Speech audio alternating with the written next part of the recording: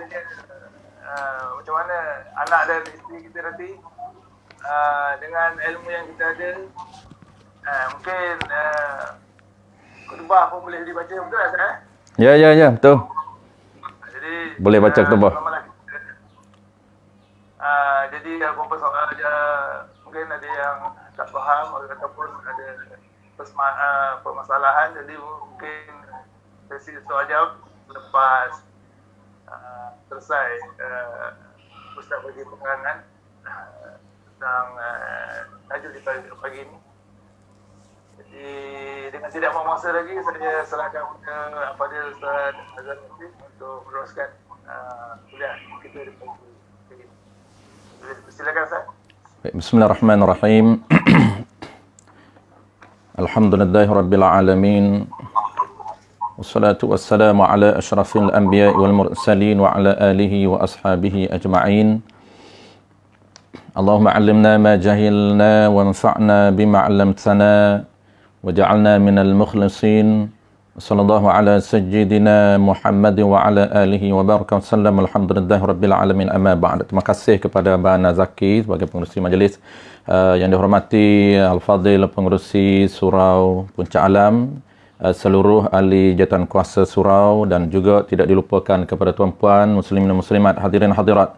Mudah-mudahan kita diberikan keberkatan dan juga kebaikan, direkodkan, dicatatkan kebaikan di sisi Allah Subhanahu Wa Taala. Baik, seperti biasa tuan-puan, rutin mingguan kita sempena PKP, setiap Ahad kita adakan program pengajian secara online yang kita pancarkan juga secara Facebook Live, untuk mengulang kaji ataupun kita muzakarah balik tajuk-tajuk asas, supaya ada anjakan ataupun ada peningkatan dari segi kualiti ibadat kita. Baik, tajuk yang dipilih minggu ni kita akan sama-sama bincang hari ini berkaitan dengan tata cara pelaksanaan sembahyang Hari Raya Aidil Adha.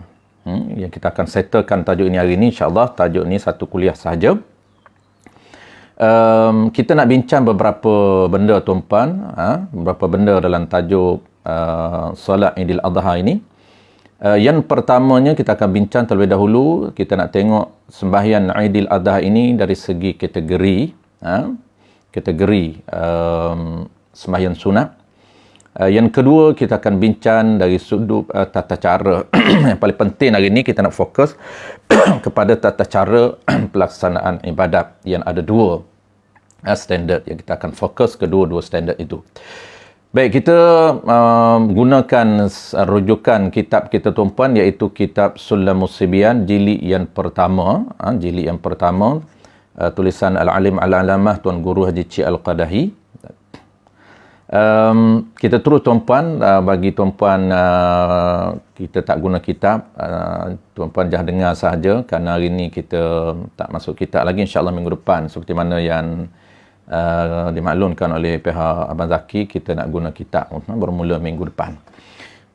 Baik, yang pertama tuan-puan, kita akan bincang solat Aidil Adha ini dari sudut status ataupun kategori. Kita nak tahu kategori sembahyang sunat Aidil Adha ini berada dalam kategori mana. Qala al-musannif rahimahullahu taala, faslun fi salatil aidaini. Fasal pada menyatakan tata cara pelaksanaan mendirikan solat dua hari raya, iaitu hari raya Aidil Fitri dan juga hari raya Aidil Adha. Tetapi kita fokus pagi ini lebih kepada Aidil Adha. Dan setengah daripada sembahyang sunat yang disunatkan berjemaah itu sembahyang dua hari raya, yakni raya fitrah dan juga raya kurban. Baik, pertama tuan-puan, yang kita nak bincang status ataupun kedudukan solat Aidil Adha ini, dia berada di dalam kategori sembahyang sunat yang disunatkan berjemaah.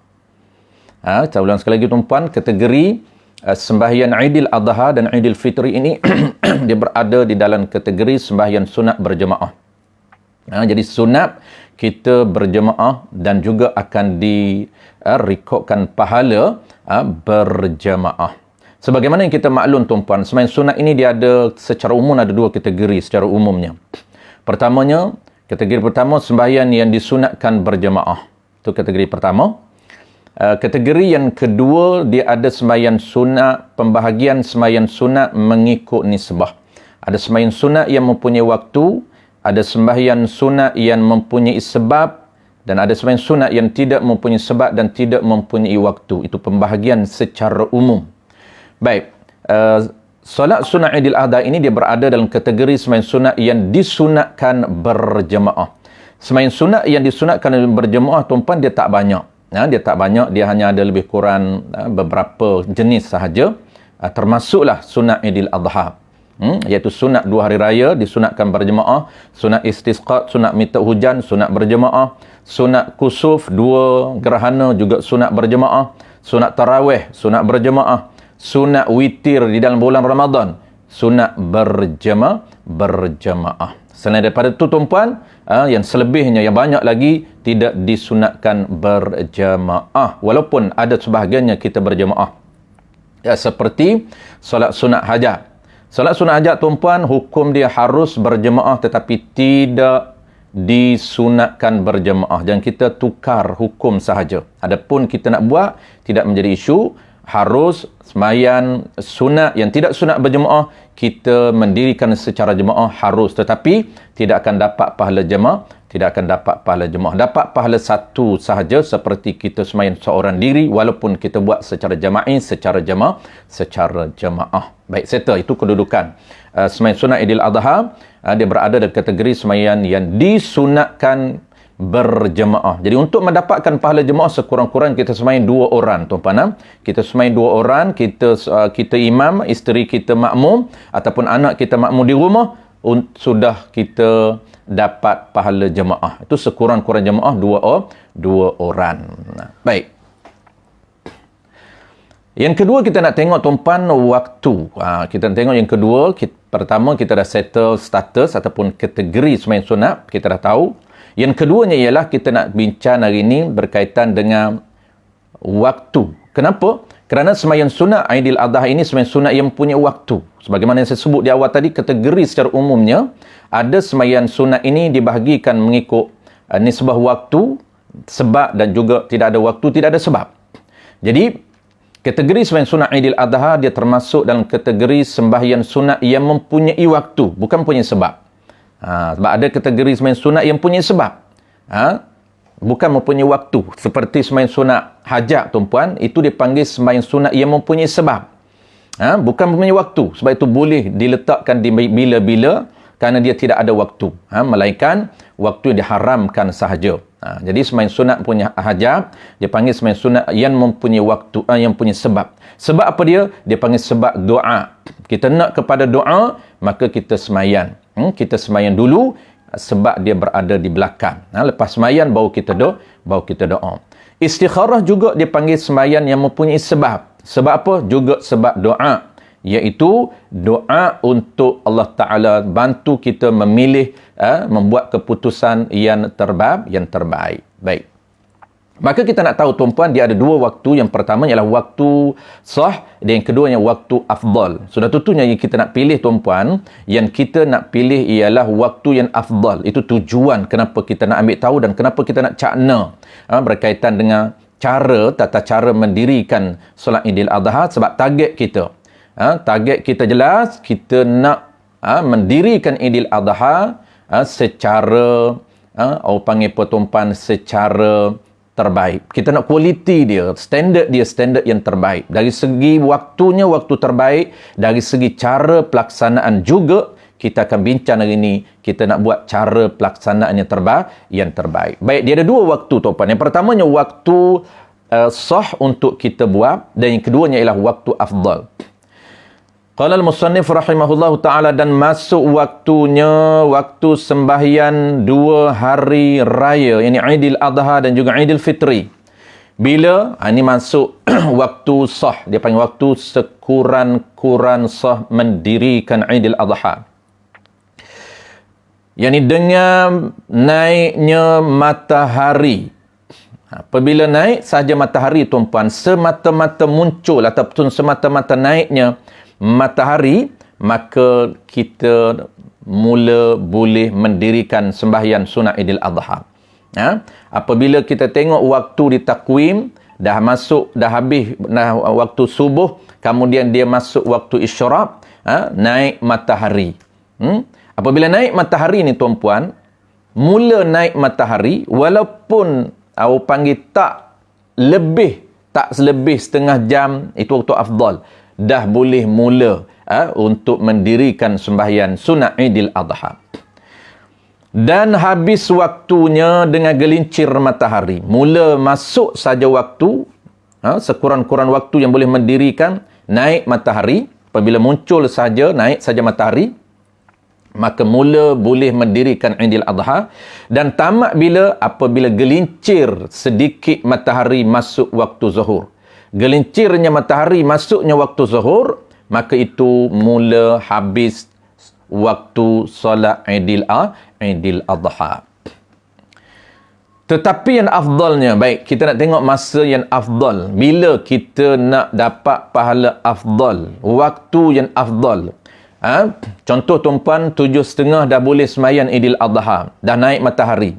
Tetapi kita tak nak sembahyang 7.30, kenapa? Kerana kita nak target nak waktu yang afdal, supaya kita dapat reward ataupun bayaran pahala afdal nisbah pemilihan waktu. Bukan nisbah pelaksanaan. Pelaksanaan kita akan bincang sekejap lagi. Ini nisbah pemilihan waktu. Kita nak waktu yang terbaik.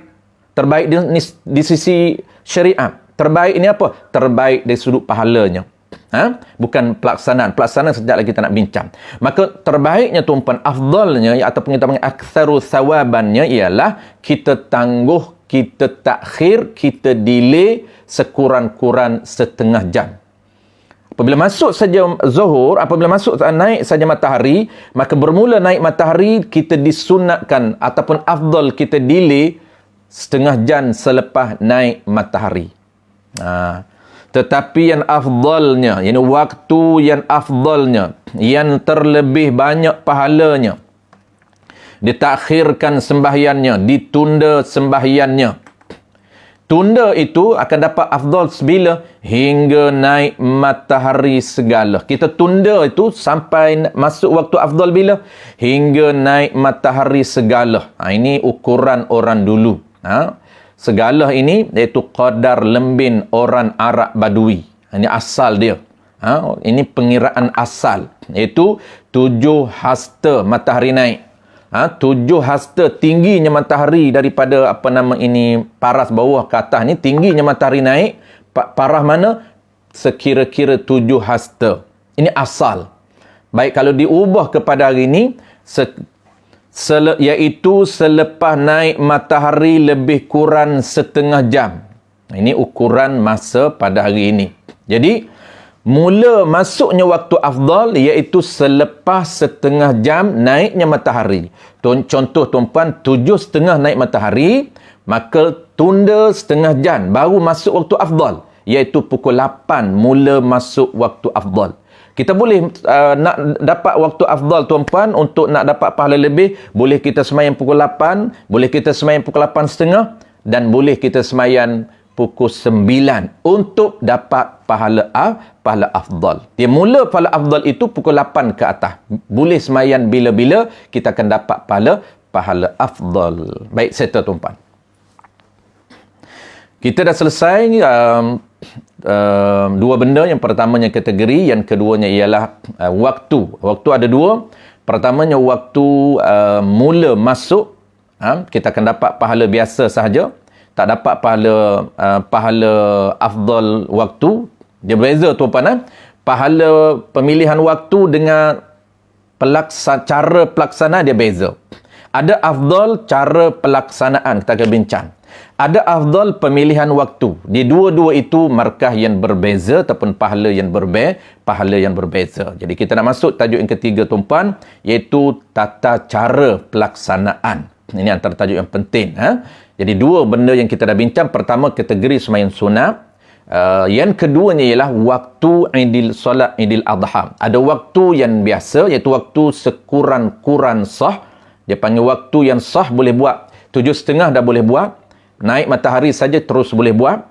Tetapi kita nak kejarnya ialah waktu yang terbaik, iaitu dia ada waktu yang keduanya ialah waktu afdal, waktu yang terbaik yang akan ada bayaran pahala yang lebih nisbah waktu, bukan nisbah cara pelaksanaan. Baik, saya tuan-tuan. Yang ketiga kita nak bincang, yang ketiga ialah tata cara pelaksanaan.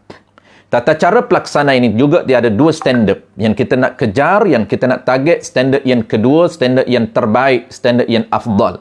Dia ada standard yang pertama, tuan-puan, dia ada standard biasa. Dia panggil standard aqal, sekurang-kurang sah sembahyang Aidil Adha. Ini tata cara pertama. Tata cara yang kedua ialah tata cara pelaksanaan yang afdal, yang akmal, iaitu yang terbaik nisbah pahala yang Allah rekodkan kepada kita. Pahala yang Allah tawarkan kepada kita. Inilah yang kita nak bincang, yang kita nak ulang kaji, sebab kita target, tuan-puan, sudah tentunya apapun ibadat kita nak kena target tata cara pelaksanaan yang terbaik.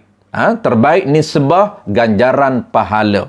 Itulah yang kita nak target. Sudah tentu kita nak yang terbaik, kita nak kena follow bagaimana cara pelaksanaan yang telah ditetapkan oleh syarak. Baik, qala al-musannif rahimahullahu taala. Standard yang pertama, tuan-puan, standard yang pertama dulu kita bincang, itu standard sekurang-kurang sah sembahyang Aidil Adha. Dapat pahala Aidil Adha ini paling kurang, paling penyegan, orang panggil paling simple. Nak kejar nak orang panggil pertumpahan tak sempat sangat masa, tapi nak buat nak tinggalkan Aidil Adha sangat rugi. Dia buat juga dalam keadaan yang orang panggil keadaan yang simple, maka dia pilih standard yang pertama. Standard simple, pahala pun simple juga. Dia panggil standard sekurang-kurang. Bagaimana cara sekurang-kurang? Qala al-musannif rahimahullah ta'ala, bermula sekurang-kurang standard tata cara mengerjakan Aidil Adha. Ataupun kita panggil qadar yang sah. Ni boleh nama dia standard sah. Standard biasa ni dia merujuk kepada sekurang-kurang sah. Dia panggil qadar yang memada. Iaitu didirikan sembahyang seperti sembahyang sunat zuhur jua. Cara dia, tuan-puan, standard pertama ini, standard yang simple ini, standard yang sekurang-kurang diterima oleh Allah Ta'ala dan dapat pahala sembahyang sunat Aidil Adha ini, dia panggil tata cara dia iaitu buat seperti sembahyang sunat zuhur jua.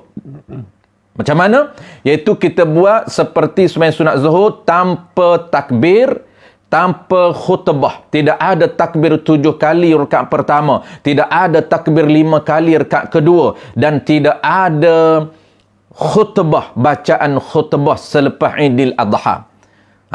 Bagi orang yang tak reti khutbah, boleh ke dia nak buat sembahyang sahaja? Jawab dia boleh, dapat pahala sunat Aidil Adha tetapi tak dapat pahala afdal.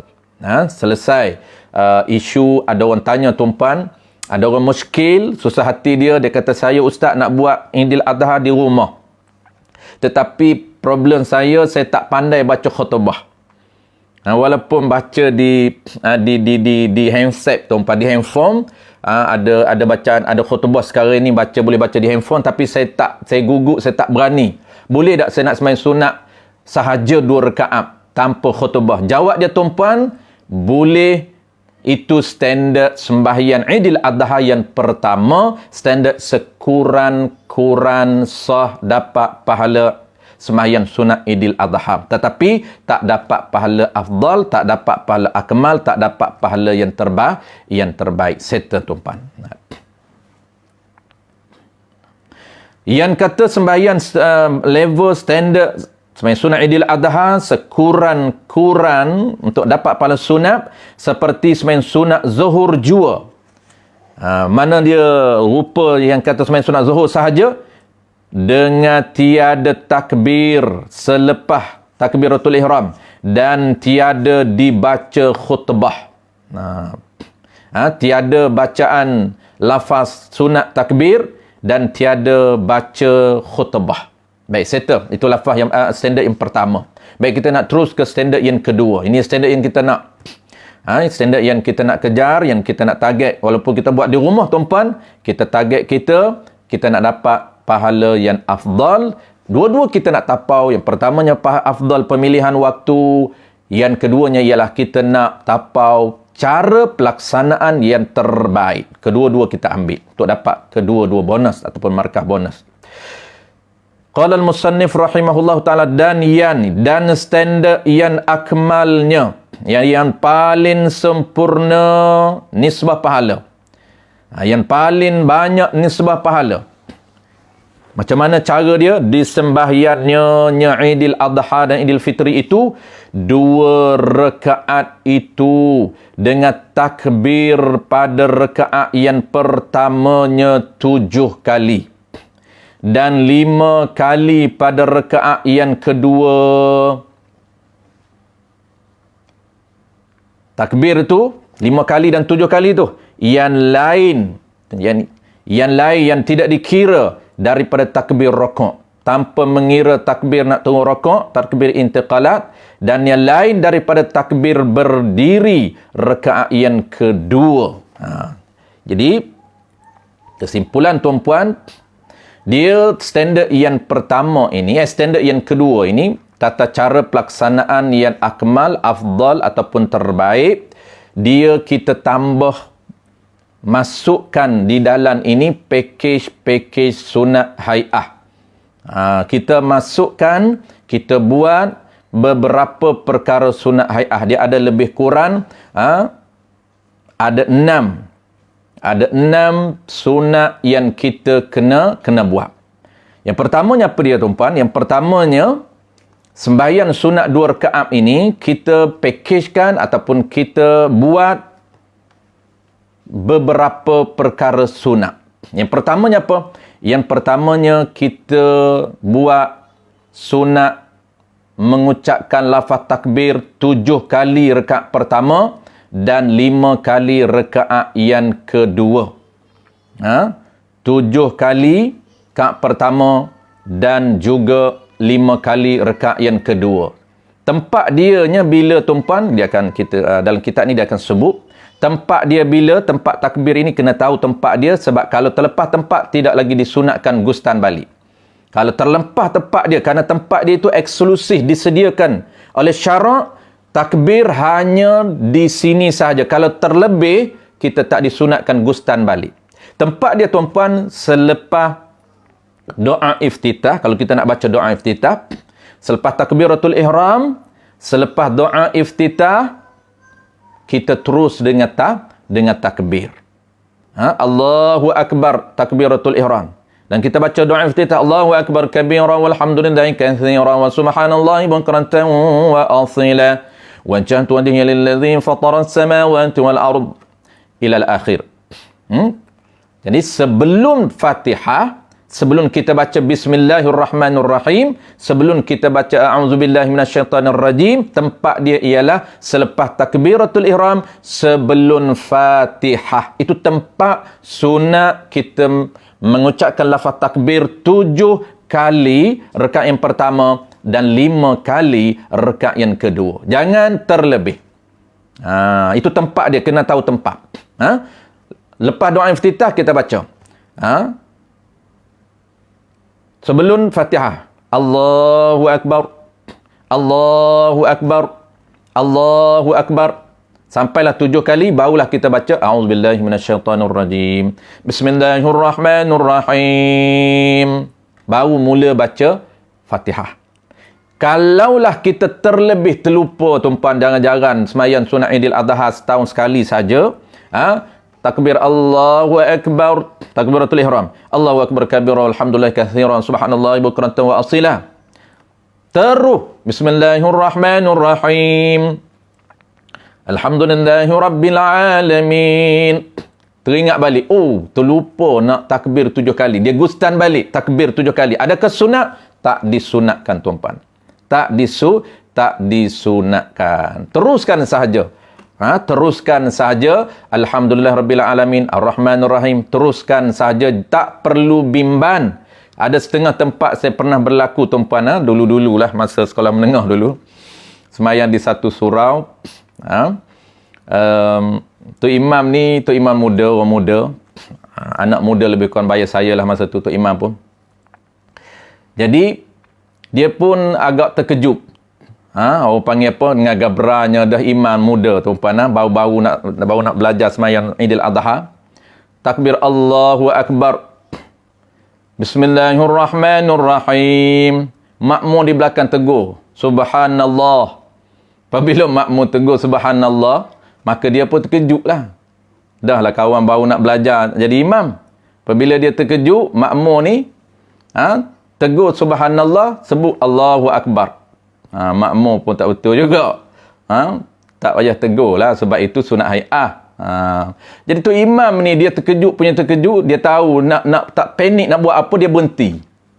Dia berhenti, takbir lain. Dia paling ke makmum, dia kata, kita semayang lain lah, saya terlupa, dia kata. Saya terlupa nak takbir. Dia pun semayang lain. Tak apalah, imam baru tuan-puan, baru sekolah menengah masa tu. Jadi tak boleh, jawab dia tuan-puan. Tak boleh gustan. Tak sunat gustan. Kalau dia gustan juga tuan-puan tak sunat.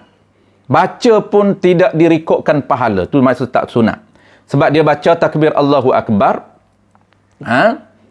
Tak batal lah solat. Sebab itu zikir. Walaupun tak sunat, dia sebut tak batal. Cuma berjaga-jaga pergerakan. Kalau pergerakan sunat tak disunatkan, dia buat juga, itu boleh membatalkan. Baik, settle. Yang pertama, sunat yang pertamanya ialah sunat dia mengucapkan lafaz takbir 7 kali pada rakaat pertama dan 5 kali pada rakaat yang kedua. Kita tahu tempat dia di mana. Baik, settle. Yang kedua tuan-puan, sunat yang kedua. Apa lagi sunat? Kita nak pakejkan sebanyak mungkin sunat. Sekurang-kurang sunat kita fullkan tuan-puan. Ada lebih kurang, ada 6 sunat ni. Semua kita buat 6 ini. Ni barulah dapat pahala afdal. Apa dia yang kedua? Yang keduanya, dan sunat takbir itu dengan jahar. Sunat yang kedua. Dan volumenya, qadar suara kita ketika mana kita mengucapkan lafaz takbir, sunatnya ialah dijaharkan bagi lelaki. Ingat, bagi lelaki bukan perempuan. Jahar. Ini pun kena ingat balik tuan-puan. Ini pun menjadi orang panggil isu di kalangan masyarakat kita. Benda basic ini. Di antara suara jahar dengan suara sir. Dalam fiqh apabila sebut jahar tuan-puan, suara kita, volume kita ini sekurang-kurang didengar oleh orang lain. Berapa ramai? Sekurang-kurang seorang orang di tepi kita boleh dengar suara kita dengan jelas. Jelas makharijul hurufnya.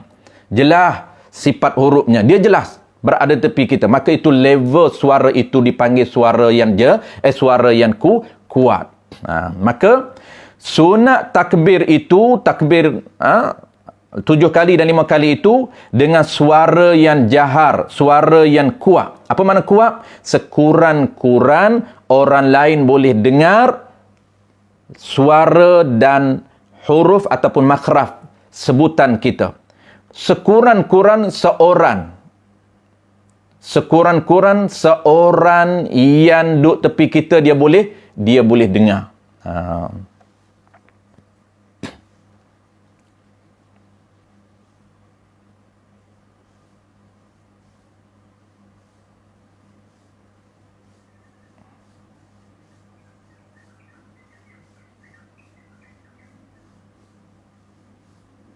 Baik.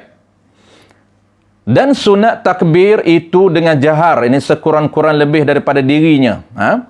Dengar. Bagi lelaki dan dengan suara yang sir perlahan bagi perempuan. Suara, volume suara dia sunat. Untuk dapat pahala sunat yang kedua tuan-puan, itu sunat dia kuatkan sekadar orang lain boleh dengar. Bagi lelaki. Tetapi bagi perempuan, sunat Makruh kalau dia kuatkan. Sunnah untuk dia sir, perlahankan, sekadar diri dia sahaja dengar. Itu makna sir dalam fiqh. Mana senyap dalam fiqh, tuan-puan, bukan diri dia tak dengar. Orang kita ni apabila dia senyap, dia faham diri dia pun tak dengar. Dia baca sir sangat dalam solat. Suksik, tuan-puan, berbisik dalam solat sampai telinga dia tak dengar makhraj. Telinga dia tak boleh beza di antara huruf kaf, huruf qaf, ak ke aqa. Tak boleh beza. Itu dia panggil tak baca, bukan baca. Itu dia panggil tak baca. Kalau berbisik di dalam solat, dia panggil tidak membaca lafaz ataupun perkataan dalam solat. Kalau dia takbir membisik, dia panggil tidak mengucapkan lafaz takbir. Kerana takbir ini lafaz. Apabila lafaz, kita ingat balik, tuan-puan, perkataan yang kita bahas semalam. Apabila sebut perkataan dalam fiqh, dia mesti ada suara. Dan suara itu mesti mengandungi huruf. Dan huruf itu mesti boleh dieja. Kalau kita dengar huruf itu, kita boleh eja. Kaf ke qaf? Kita boleh tahu dia sebut qaf. Kita boleh tahu dia sebut kaf. Kita boleh tahu dia sebut as, sin. Kita boleh tahu dia sebut ash, shin. Maka itulah dinamakan perkataan. Level volume ni pula, tuan-puan, ada dua volume. Volume yang pertama, volume suara yang kuat. Apa makna kuat? Suara dia menyebut perkataan, suaranya kuat. Ini maksud dia boleh didengar oleh orang lain. Bukan sekadar diri dia, tetapi orang lain boleh dengar, sekurang-kurang seorang tepi dia boleh dengar. Itu dipanggil level suara yang jahar, yang kuat. Ada level yang kedua dipanggil level suara yang sir. Level suara yang perlahan. Apa maksud perlahan dalam fiqh? Perlahan dalam fiqh maksudnya ialah sekurang-kurang dirinya seorang sahaja yang boleh mendengar. Dengar apa? Mendengar setiap patah perkataan. Dengar macam mana? Dengar jelas setiap huruf. Dia tahu huruf yang disebut ini kaf. Dia tahu huruf dia sebut ini ba. Dia tahu huruf yang disebut ini ra. Allahu Akbar. Telinga dia dengar. Apabila telinga dia sahaja dengar jelas, bukan dengar tak jelas. Dengar jelas, maka itu level sir, bukan level jahar. Baik, saya tuan-tuan, itu sunat yang kedua, iaitu kita buat pertamanya baca takbir, yang keduanya ialah volume suara. Bagi lelakinya sunat dia jaharkan, dan bagi perempuannya sunat dia sir, sunat dia perlahan, qadar diri dia saja dengar. Macam mana contoh sir, tuan-puan? Allahu Akbar. Telinga dia dengar, orang lain dengar suara tapi tak jelas makhraj. Kalaulah orang di tepi dia pun tak dengar, tu berbisik, tuan-puan. Orang di tepi dia akan dengar, cuma dengar suara yang tidak jelas makhraj hurufnya. Itu dipanggil sir. Ini orang Melayu kita dah lama meninggalkan istilah fiqh ni, tuan-puan. Dia dah keliru di antara perlahan dan juga berbisik. Perlahan ini dia seorang dengar jelas. Tetapi kita duduk tepi ni dengar suara, tapi suara yang tak jelas. Apabila kita berada di tepinya, dengar suara, tapi suara yang tak jelas huruf, maka itu dipanggil orang yang sembahyang perlahan. Bukan baca kuat. Kita apabila dengar suara pun kita dah kata dia baca kuat. Tak kuat maksud dia, kita telinga kita boleh dengar jelas huruf qaf yang dia sebut, huruf ha dia sebut, huruf ha dia sebut jelas. Baik, saya tuan-tuan, yang pertama. Baik, bila nak sebut ini, kita dah sebut tadi, kemudian musannif baru sebut tempat yang disunatkan takbir itu. Teruskan ke sunat yang keempat. Kita dah settle 3 sunat. Sunat takbir, sunat volume suara jahar bagi lelaki. Dan yang ketiganya sunat mengangkat tangan ketika kita takbir. Dan yang keempat, qala al-musannif rahimahullahu ta'ala, dan lagi sunat pula, ini sebagaimana sunat mengangkat tangan. Dan lagi sunat yang keempat, diselangi antara tiap-tiap kali takbir itu dengan lafaz tasbih. Dan sunat diselangi antara lafaz takbir itu, sunat diselangi dengan tasbih, dengan lafaz tasbih. Seperti dikata Allahu Akbar. Selepas takbir Allahu Akbar, maka diselangi dengan tasbih sebelum takbir yang kedua. Mana contoh dia? Subhanallahi walhamdulillahi wa la ilaha illallah wallahu akbar. Ini lafaz tasbih. Ataupun sekurang-kurang lafaz tasbih, subhanallah walhamdulillah wallahu akbar. Itu sekurang-kurang tasbih.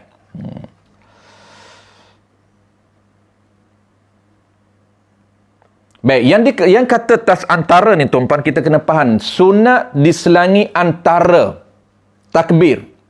Maksud dia apa? Maksudnya antara takbir. Mesti ada takbir pertama dengan takbir kedua, di tengah-tengah itu dipanggil antara. Sunat kita selangkan dengan tasbih. Tapi kalaulah takbir yang ketujuh, maka tak sunat tasbih selepas takbir ketujuh. Kenapa? Kerana tidak ada antara. Itu penting pemahaman dia punya ibarat kitab supaya pelaksanaan kita tepat. Kadang-kadang lepas tujuh dia bedah lagi. Allahu Akbar. Takbir ketujuh. Subhanallah walhamdulillah wallahu akbar. Wala hawla wala quwata illa billahil aliyil azim. Bismillahirrahmanirrahim. Tak sunat dia baca tasbih selepas takbir yang ketujuh. Kenapa? Kerana sunat tasbih ini antara takbir. Takbir pertama, takbir yang kedua, mesti ada antara. Takbir kedua, takbir ketiga, antara. Takbir ketiga, takbir keempat, antara. Takbir keempat, takbir kelima, antara. Takbir kelima, takbir keenam, antara. Takbir ketujuh, tidak ada antara. Maksud takbir ketujuh, tidak disunatkan tasbih. Baik. Habis tuan-puan, itulah dia empat sunat. Dan sunat yang terakhir yang kelima, iaitu sunat membaca khutbah. Sunat membaca khutbah. Maka adalah takbir itu, takbir 7 kali dan takbir 5 kali itu, statusnya sunat hai'ah. Sunat hai'ah. Jadi kalau tinggal dengan sengaja pun tak perlu sujud sawi. Sunat hai'ah, sunat untuk memperelokkan bacaan, untuk memperelokkan pahala ibadat kita. Dia bukan aba'at. Kalau sunat aba'at, sunat yang boleh mencacatkan rupa ataupun pahala ibadat kita. Adapun sunat hai'ah, kalau tinggal dengan sengaja, dia tak cacat ibadat kita, cuma dia tak cantik. Dia tak elok, dia tak cantik sahaja.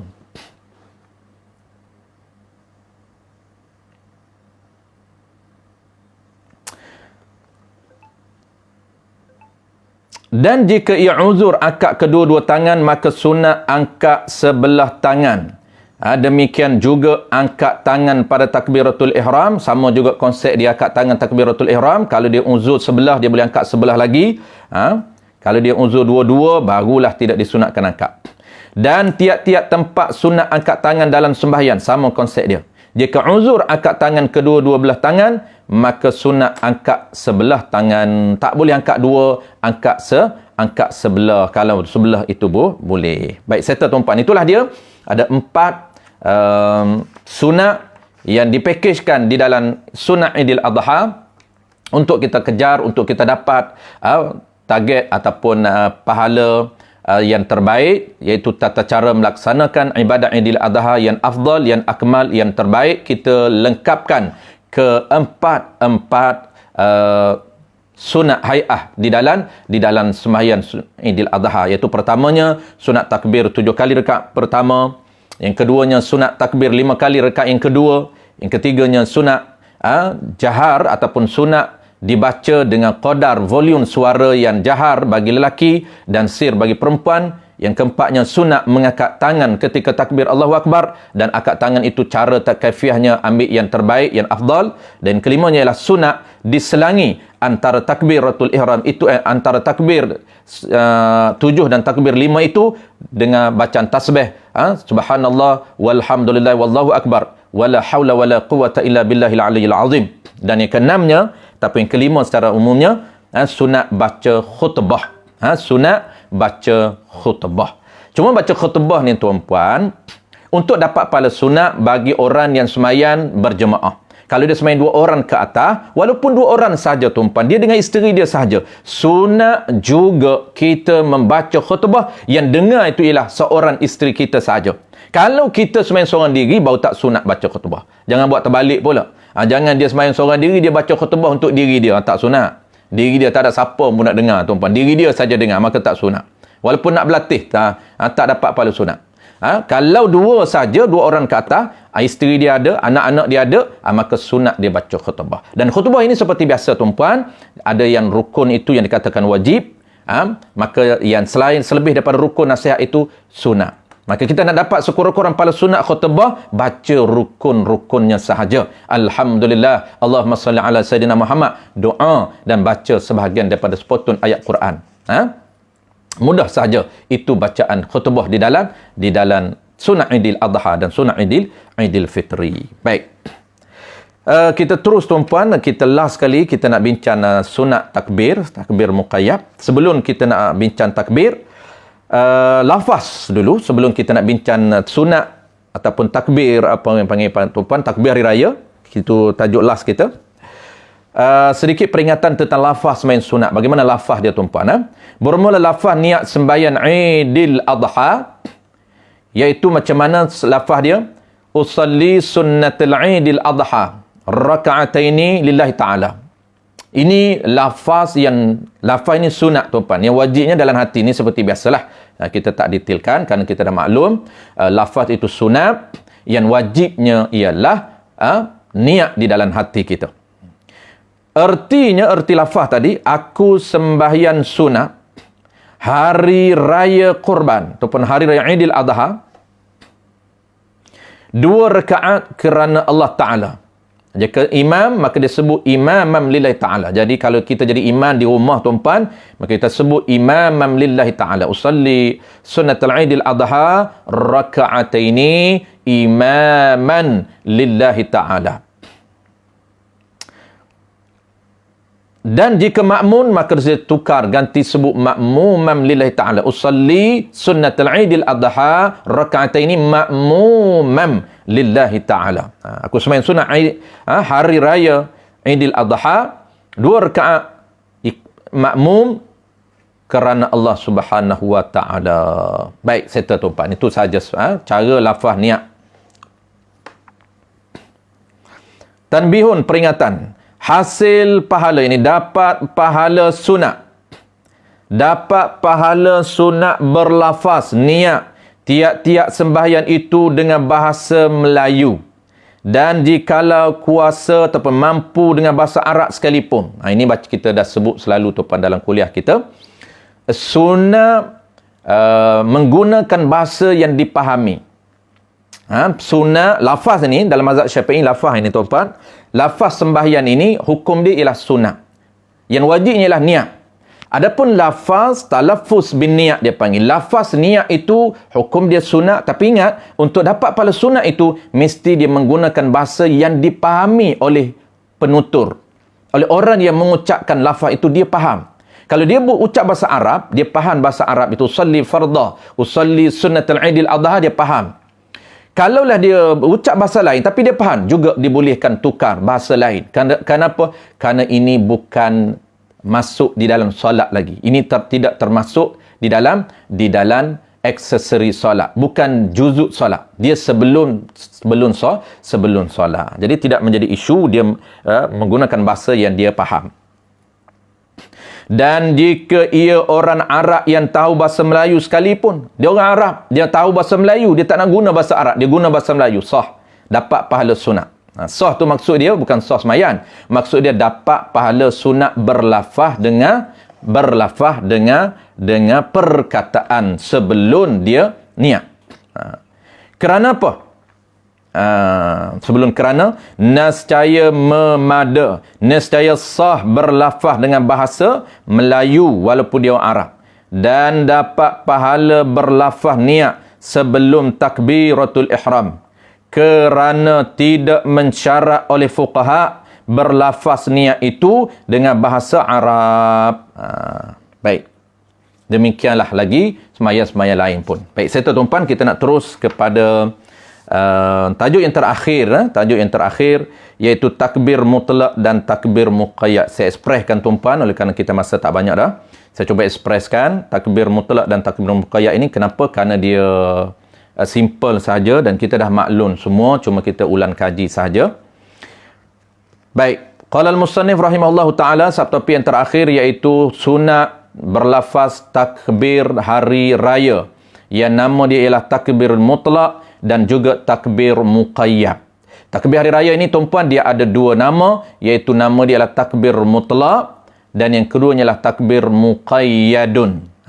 Takbir mutlak ataupun takbir mursal, ataupun yang keduanya ialah takbir muqayyadun. Ada dua nama. Baik. Dalam Idul Adha ni tuan-puan, dia ada kedua-dua takbir ini. Dalam Idul Adha, Idul Fitri kita nak ringkaskan tuan-puan, Idul Fitri kita tak nak bincang. Dalam Idul Adha, dia ada kedua-dua takbir ini. Takbir mutlak pun dia ada dan takbir muqayyad pun dia ada. Dan hari ini tuan-puan, kita nak ulang kaji balik, kita nak sebut balik, nak recall balik. Satunya ialah nama dan tempat dia, waktu dia. Nama, takbir dan waktu dia, supaya kita buat itu tepat mengikut pelaksanaan yang telah ditetapkan oleh fuqaha. Sebab tu kita kena tahu nama takbir ini muqayyad bila waktu disunatkan. Takbir ini mutlak bila waktu disunatkan. Jadi kita nak tahu kesimpulan hari ini tuan-puan, setiap dua takbir ini kita nak tahu waktu dia bila. Kerana disunatkan apabila masuk waktu dia dan habis waktu dia, tidak lagi disunatkan mengucapkan takbir. Allahu Akbar, Allahu Akbar, Allahu Akbar. Baik. Kita mulakan dulu dengan takbir mutlak tuan-puan. Dia ada dua takbir. Kita nak tahu dulu takbir mutlak bila masuk waktu dia dan bila habis waktu dia. Dan takbir muqayyad bila waktu dia ataupun bila sebab dia. Baik. Dan sunat takbir mutlak. Takbir mutlak ni tuan-puan, saya ulang sekali lagi, takbir mutlak, takbir nama yang kedua takbir mursal. Takbir yang pertama ni dia ada dua nama. Pertama yang takbir mutlak ataupun dipanggil takbir mursal. Apa maksud dia? Iaitu takbir yang mutlak ini takbir semata-mata sunat takbir tanpa diqaidkan dengan sebab. Apabila masuk waktu dia tuan-puan, maka mulalah takbir tanpa ada sebab. Itu dia panggil takbir mutlak. Mutlak ni asal dianya semata-mata sunat apabila masuk waktu dia tanpa ada sebab. Itu dia panggil takbir mutlak. Yang kedua dia panggil takbir muqayyad, takbir yang dikaitkan dengan sebab.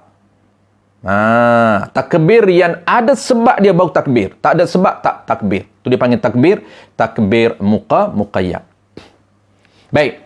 Takbir Idul Adha ini dia ada dua-dua. Ada mutlak, ada muqayyad. Idul Adha saja ada takbir muqayyad. Idul Fitri tidak ada takbir muqayyad. Sebab tu kita nak fokus Idul Adha. Takbir mutlak ni tuan-puan, bila masuk waktu dia, takbir mutlak ni bila masuk waktu dia, masuk waktu takbir mutlak tuan-puan, dia masuk awal berbanding Idul Fitri, iaitu masuk subuh 9 Zulhijjah. Kita boleh takbir dah. Masuk saja azan saja subuh takbir, azan saja subuh 9 Zulhijjah tuan-puan, lebih kurang 9 hari saja lagi, maka bermula waktu disunatkan takbir. Bila habis waktu dia tuan-puan? Dia ada waktu masuk, waktu habis. Habis waktu takbir mutlak ini apabila mula takbiratul ihram sembahyang Idul Adha. Bagi orang yang sembahyang jemaah, apabila takbiratul ihram imam, maka habislah waktu sunat takbir mutlak. Takbir yang disunatkan takbir di mana saja dia berada. Tidak ada qaid sebab. Masuk waktu lepas subuh 9 Zulhijjah tuan-puan, bertakbirlah di mana saja kita berada, apa saja rupa kita. Maksudnya, apa saja keadaan kita. Keadaan kita berdiri, keadaan kita duduk, keadaan driving, tengah buat kerja, tengah berjalan, tengah duduk, tengah nak tidur. Jangan tempat-tempat yang makruh saja. Takbirlah. Perbanyakkan takbir mutlak di dalam waktu dia. Mula saja masuk subuh. Bila habis dia? Habis waktu dia apabila takbiratul ihram iman. Iman mula takbiratul ihram Idul Adha, Allahu Akbar. Lepas solat sepah solat Idul Adha tidak lagi disunatkan takbir mutlak. Dia ada takbir tapi takbir lain. Namun dia muqayyad. Sekejap lagi kita akan sebut. Tu puan, settle. Jadi, kita dah tahu takbir mutlak ini mula masuk 9 Zulhijjah. Habis dia apabila takbiratul ihram diri kita. Kalau kita semayang munfarid, semayang seorang diri di rumah. Kita semayang seorang diri di rumah, kita semayang pukul 12 tuan-puan. Pukul 12 boleh semayang. 12.30 boleh. Bermakna tempoh takbir mutlak kita panjang. Kenapa? Kerana pukul 8.30 boleh takbir lagi, pukul 9 boleh takbir lagi, pukul 10 boleh takbir lagi, pukul 11 boleh takbir. Kenapa? Dia nak solat Idul Adha pukul 12. Apabila solat saja Idul Adha, Allahu Akbar. Lepas solat Idul Adha, habis waktu takbir mutlak. Ada takbir lain, namun dia muqayyad. Baik, settle tuan-puan. Dan disunat takbir mutlak pada malam raya. Ini ni Idul Fitri. Dan harinya hari raya. Ini Idul Fitri. Serta tiada sunat angkat tangan. Takbir mutlak ni tuan-puan, dia tak sunat angkat tangan. Kita takbir je. Allahu Akbar, Allahu Akbar, Allahu Akbar. Tak sunat Allahu Akbar, Allahu Akbar, Allahu Akbar. Tak sunat angkat tangan.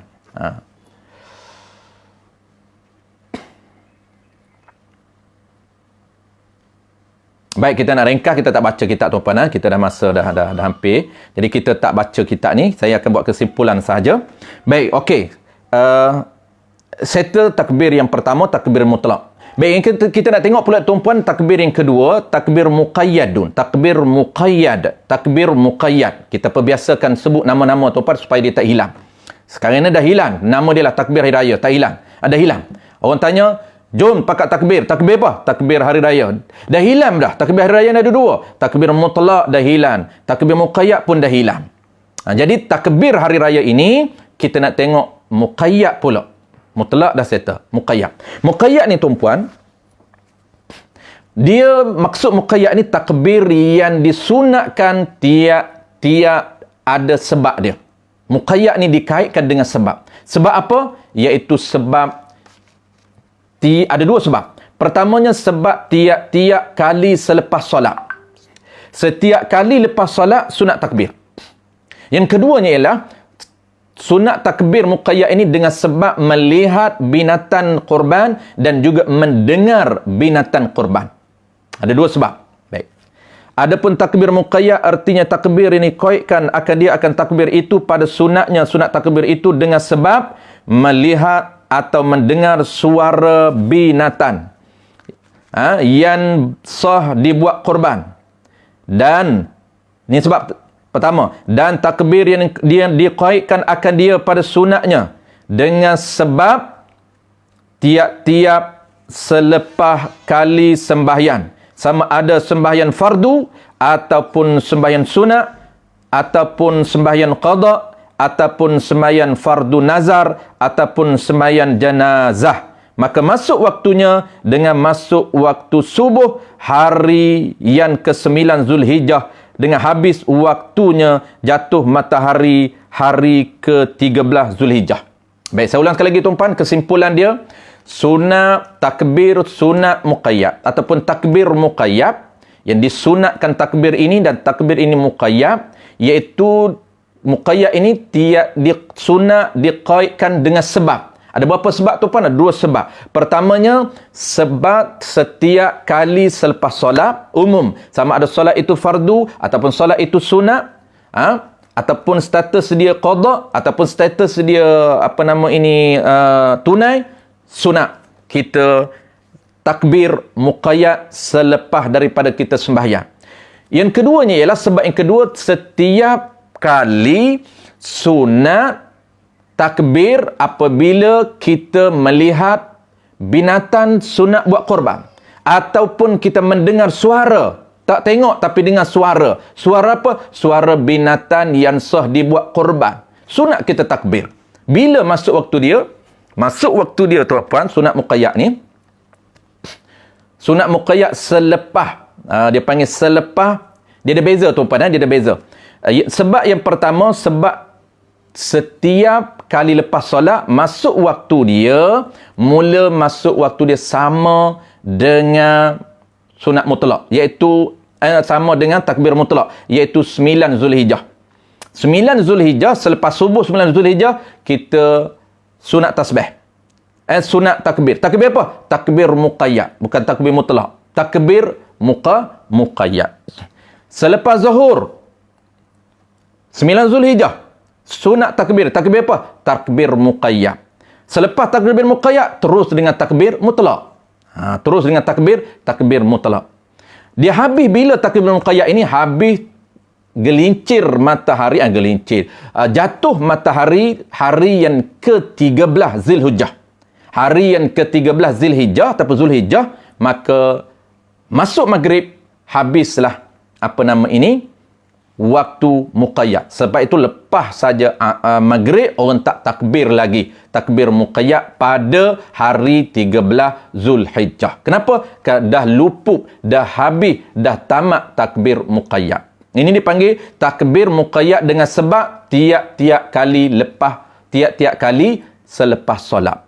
Dalam kitab Bajuri, dalam kitab Tarikh Syarqawi, tuan-puan, dia ada sebut antara sebab yang kedua. Apa dia sebab kedua, tuan-puan? Sebab yang kedua, sunat melihat takbir muqayyad dengan sebab melihat ataupun mendengar suara binatang yang sah buat korban.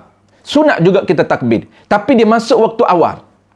Dia masuk waktu awal. Bila masuk waktu dia 1 Zulhijjah, habis dia 10 Zulhijjah.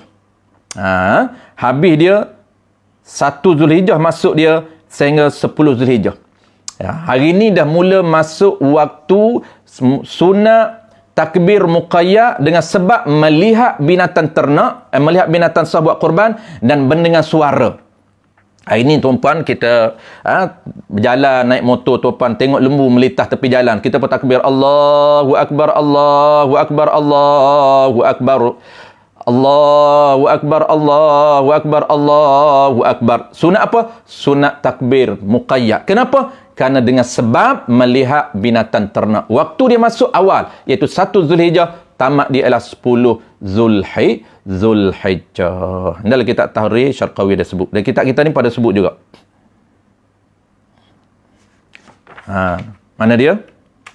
Dan sunat takbir muqayyad tak kala melihat binatang yang sah dibuat korban atau mendengar suaranya, suara binatang buat korban seperti lembu, kerbau, kambing, maka masuk waktunya daripada sehari bulan Zulhijjah hingga 10 hari bulan Zulhijjah. Dia masuk waktu awal. Jadi hari ni tuan-puan, kita dah boleh beramal dengan takbir muqayyad, melihat binatang yang sah buat korban dan juga mendengar suara. Duduk di rumah tuan-puan sebelum tidur dengar suara lembu, dengar suara kambing mengebek, bek, kita pun Allahu Akbar, Allahu Akbar, Allahu Akbar. Pantang dengan suara lembu, takbir kita. Pantang dengan suara kambing, takbir kita. Kenapa? Kerana sunat takbir mendengar, dengan sebab mendengar suara dan melihat binatang. Bila masuk waktu dia 1 Zulhijjah, habis dia 10 Zulhijjah. Masuk 9 Zulhijjah, masuk mutlak dengan muqayyad lain pula. Itu cara dia. Baik. Itulah dia tuan-puan, hari ni lafaz takbir itu saya tak bincang tuan-puan, tak sempat masa, dan kita pun dah maklum lafaz takbir itu boleh guna lafaz takbir yang selalu kita duk buat, walaupun dia banyak versi boleh, tapi boleh kita guna lafaz takbir yang kita duk selalu buat tuan-puan, walaupun dia ada beberapa versi, boleh baca versi-versi lain. Baik, itulah tuan-puan, hari ni sedikit kita bincang. Ada beberapa topik yang kita bincang hari ini. Yang pertama ialah kategori sembahyang sunat Idul Adha. Yang kedua ialah waktu sembahyang sunat Idul Adha. Yang ketiga ialah tata cara pelaksanaan. Ada dua. Tata cara pelaksanaan standard yang pertama, dan yang keduanya ialah tata cara pelaksanaan Idul Adha standard. Yang kedua dipakejkan dengan 6 ataupun 5 sunat hai'ah. Dan last kali iaitu kita bincang topik yang keempat, takbir mutlak dan juga takbir muqayyad. Baik, itulah sekadar kita seberingkah ini tuan-puan, dan kalau ada soalan saya cuba respon soalan dalam inbox dulu. Macam mana Abang Zaki? Kita tengok soalan dalam inbox dulu Boleh, Ustaz. Boleh. Al-Fadilah Haji Kamaruddin, Tuan Bilal kita. Bila tamat waktu afdal solat? Baik, dia mula masuk waktu afdal, dia berakhir habis. Waktu afdal dia mula. Dia mula waktu afdal pukul 8 ke atas, ataupun kita ambil lah. Dia mula masuk waktu afdal ni selepas setengah jam naik matahari. Jadi berakhir bila? Berakhir sehingga tamat. Sehingga gelincir matahari. Boleh solat bila-bila. Dapat. Haji Kamaruddin lagi, bagaimana nak dengar suara jelas huruf ketika solat kalau iman baca kuat, jauh iman kuat. Okey, iman baca kuat, bagaimana pula cara untuk kita nak pastikan volume suara kita didengar? Baik, dia level dalam fiqh tuan-puan, dia ada bacaan ini, standard bacaan ini, dia ada pertamanya ialah dia panggil standard yang bil fi'li, yang kedua ialah bil quwwah. Pertama yang standard bil fi'li. Bil fi'li ni kena real betul, kuat betul sehingga kita dengar. Kalau ada gangguan, kita tak dengar, maka itu tidak sah. Itu dia panggil standard fi'li. Standard yang kedua dia panggil bil quwwah. Bil quwwah ni standard saja. Kalau ada gangguan, kita tak dengar pun okey. Sebab apa? Sebab standardnya adalah quwwah. Tetapi kita nak tahu syarat standard bacaan dalam sembahyang standard mana? Standard jahar yang standard bil fi'li. Standard kita kena ria dengar. Tak boleh standard quwwah. Iaitu tuan-puan, kalau ada gangguan sehingga kita tak jelas kita baca huruf qaf atau apa-apa, kena i'adah, kena ulang. Contoh, Bismillahirrahmanirrahim. Kita tu kalau tidak ada gangguan apa, kita dah dengar dah.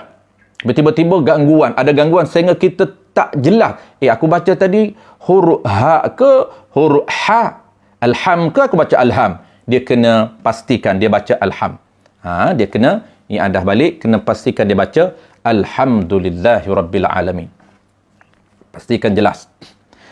Baik, tiada takbir maksudnya yang 7 dan 5 kali kau. Ya betul. Apa nama ni Din? Soalan Din, tiada takbir maksudnya yang 7. Yang 7, 5. Ya betul. Ini standard pelaksanaan Aidil Adha yang pertama. Dia ada dua kaifiah, dua tata cara. Tata cara pertama standard biasa, tata cara yang kedua standard terbaik. Jadi standard biasa ni dia buat seperti sembahyang zuhur. Apa makna seperti sembahyang zuhur? Tanpa sunat hai'ah, tanpa takbir dan juga tanpa khutbah.